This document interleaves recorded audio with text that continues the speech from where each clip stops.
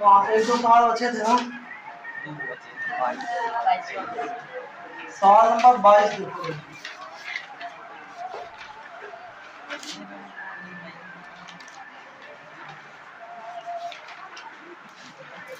कह रहा है 100 सेंटीमीटर लंबी एक लड़की एक लैंप के खंभे के पाद से 1.9 मीटर प्रति सेकंड की चाल से बाहर की ओर जा रही है। यदि लैंप भूमि से 5 मीटर ऊंचाई पर हो तो 4 सेकंड पश्चात लड़की की छाया की लंबाई ज्ञात कीजिए। देखो यहाँ पे ये देखो हमारा लैंप का खंभा है जिसकी ऊंचाई हमारी कितनी है 5 मीटर। इसकी ऊंचाई कितनी है हमारी, और यहाँ पे देखो खड़ी है लड़की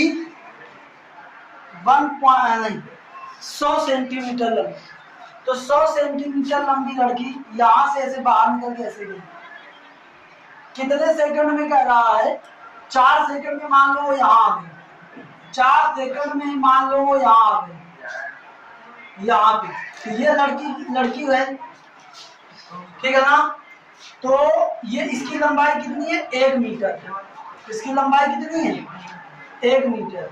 तो अब ये बताओ यहाँ से ऐसे ये खंभे से ऐसे इसकी छाया ऐसे आएगी, तो ये छाया की लंबाई इसकी कितनी होगी, ये इसके छाया की लंबाई हो जाएगी ना। तो यहाँ पे हमें ये छाया की लंबाई ही पता करनी है, हमें छाया की लंबाई ही पता करनी है। तो यहाँ पे ऐसा मैं करता हूँ, ये जो हमारा स्तंभ है इसको मैं भी मान लेता हूँ, लड़की की लंबाई को CD मान लेता हूँ, इस वाले को E मान लेता हूँ, ठीक है ना। यहाँ पे एक चीज और दे दी गई है कि जो लड़की की चाल वो कितनी है 1.9 मीटर पर सेकंड। तो 4 सेकंड में कितनी दूरी आ जाएगी बताओ। एक सेकंड में 1.9 मीटर चलती है, तो 4 सेकंड में कितनी दूर आ जाएगी 1.9 इंटू 4 4 7.6 मीटर। तो ये वाली जो दूरी आ गई ना वो आ गई 7.6 मीटर। अब ये वाली दूरी पता नहीं है, इसको मैं मान लेता हूँ x, और हमें x ही पता करना है। अब देखो यहाँ पे त्रिभुज ले लो, एक त्रिभुज ECD, एक त्रिभुज ले लो EAB में। देखो जो कोण हमारा ECD है वो बराबर नहीं है क्या EAB के, और जो हमारा कोण CED है वो बराबर नहीं है क्या AEB के, AEB। ये क्यों बराबर है 90 अंश, और ये क्यों बराबर है, ये हमारा उभयनिष्ठ, ये हमारा कैसा उभयनिष्ठ, ठीक। और फिर लास्ट चीज जो तीसरा कोण होगा हमारा EDC, वो भी बराबर हो जाएगा किसके EBA के। ये क्यों सतह बराबर होगा ना। तो अब ये बताओ क्या ये यहाँ दोनों त्रिभुज समरूप नहीं है।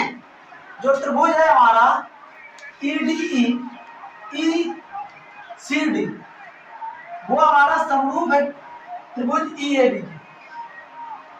तो जब समरूप होगा तो संगत हो जाए, का अनुपात बराबर होगा। तो यहाँ पे हमारा EC अपान ये हमारा EA बराबर CD अपान ये हमारा AB। अब रख दो तो क्या होगा बताओ, EC ये हमारा x, EA हमारा x+4, CD अच्छा हाँ दूरी रखना x+7.6, CD है हमारा 1, AB कितना है 5। अब हल कर दो, ये हो जाएगा हमारा 5x बराबर x 7.6, ये हो जाएगा 4x बराबर 7.6। 4 से इसको डिवाइड करोगे 1.9 आ जाएगा। छाया की लंबाई कितनी आ जाएगी 1.9 मीटर। ठीक है ना, बताओ कोई दिक्कत? छाया की लंबाई आ जाएगी 1.9 मीटर। ठीक, आगे आ जाओ सवाल नंबर 23।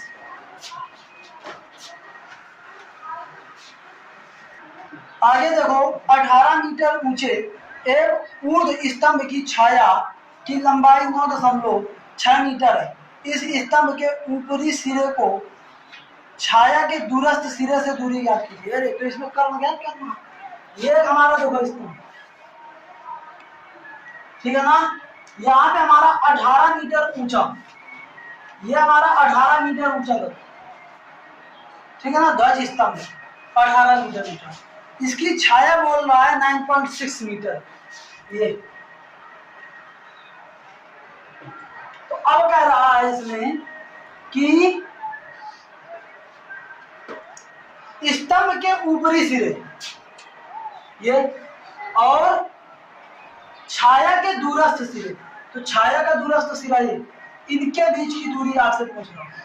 मतलब कहीं ना कहीं देखो, ये वाला कोण 90 डिग्री है।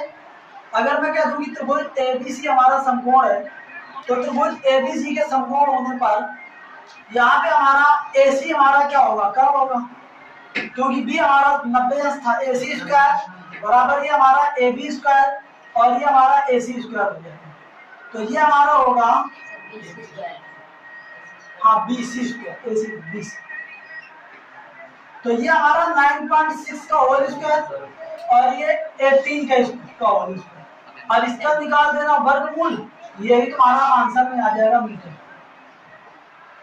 इसको आप सॉल्व करें, ठीक है ना, इसको अपना सॉल्व करने, ये भी तुम्हारा आंसर हो जाएगा, ठीक है ना। इसके आगे हम देखेंगे नेक्स्ट क्लास में, ठीक है ना।